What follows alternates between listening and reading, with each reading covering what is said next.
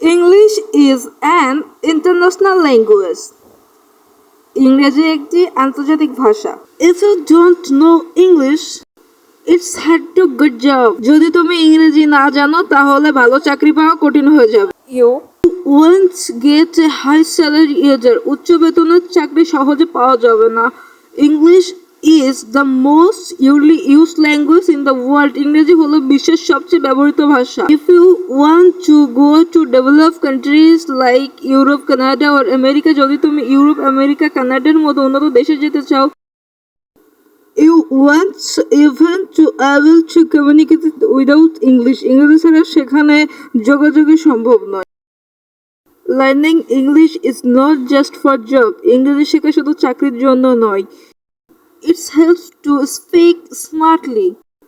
এটা তোমাকে স্মার্টলি কথা বলা, expresses yourself confidently.